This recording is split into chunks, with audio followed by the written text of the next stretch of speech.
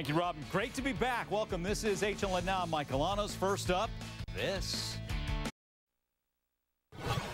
Welcome back. We're learning that one more American infected with deadly Ebola virus is improving, and a top-secret medication likely saved his life. We'll get more info on this. My colleague, our correspondent Yasmin Fasugian, back with us. I know we're going to answer a lot of questions because there are a ton of them out there. Yeah, well, first up, I just want to let you know that Dr. Kent Brantley, who is now here in Atlanta, Georgia, he has been giving that experimental drug ZMapp. So when his condition took a turn for the worse last week, while still in Liberia, Brantley arrived in Atlanta on Saturday and was actually able to walk into the hospital. He's receiving treatment in an isolated ward at Emory University Hospital. His wife says he's in good spirits and he thanked everyone for their prayers.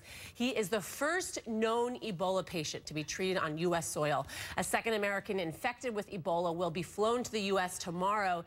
She was also treated with the medication ZMapp. Now, missionary Nancy Wrightball got the virus working in a clinic in Liberia. Just like Dr. Brantley, she'll arrive here in a specially equipped jet. So far, Ebola has killed more than 700 people in 3 countries, Guinea, Liberia, and Sierra Leone. We know you guys have a lot of questions about Ebola, and Dr. Rossi Hassad is here to answer them. He's an infectious disease expert at Mercy College, in New York. First of all, remind our viewers, Dr. Hassad, how does this virus spread? It spreads largely through direct contact with body fluids and secretions. And the transmissibility increases during the symptomatic phase. That's when the infected person shows symptoms. That's not to say it cannot be transmitted during the subclinical or asymptomatic phase. It depends on the level of susceptibility of the person who is likely to become infected, such as someone who might have a weakened or compromised immune system. Doctor, I'm sure you're a very brilliant doctor, but I need you to break this down in layman's terms for me, because a lot of us are walking around thinking, am I going to get this disease? So if I pass someone on the street that could be feasibly infected with Ebola, do I have the threat of contracting the Ebola virus from them? My quick, short answer is no, unless you got into a spat or fight with them and there was exchange of body fluid and there was a viable port of entry, meaning through your mouth, your eyes, a bleeding wound or something of that sort. Okay, I was reading an article about Ebola earlier, preparing for this interview, and it told me Ebola is actually, it's infectious, not contagious. Now, what does that distinction mean? It's a nuanced distinction, and I would say it's not very correct. Infectious means that it can be transmitted. Contagious means the same, but the way it's used in the popular press,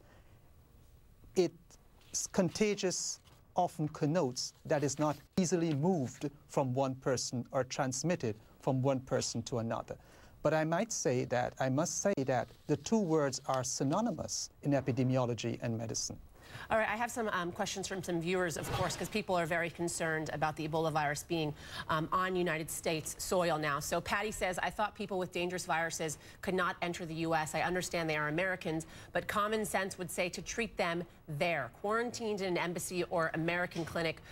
So what do you say to that, doctor? Should they have been left where they had contracted the virus and been quarantined in an embassy or an American clinic there?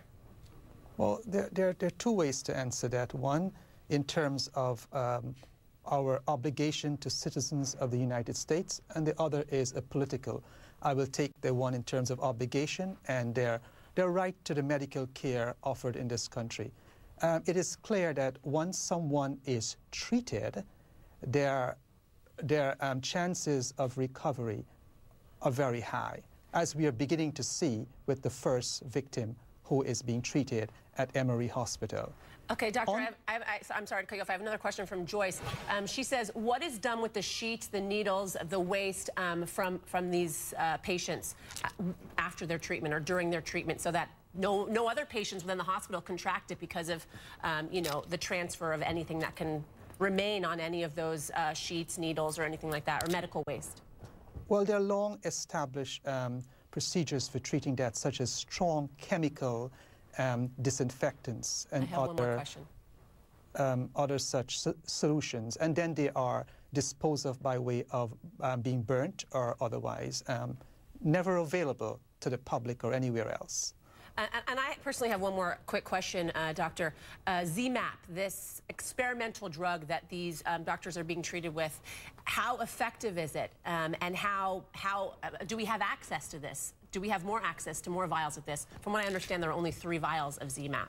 Yeah, it's very experimental, and there's still, the FDA itself has major concerns about safety, but at this point I think the benefits far outweigh the risk involved given the dire situation we are in. And no, it's not available. It is extremely, just a few doses, as you said, and it's at early stages of experimentation. Dr. Rossi Hassad, thank you so much for providing some information about the Ebola virus. Obviously, people are very nervous about it being on U.S. soil, so anything that you can provide has been of great help today. So we thank you. Mike? Yasmin, thanks so much. We're going to stay on top of this, of course, and you will as well. All right.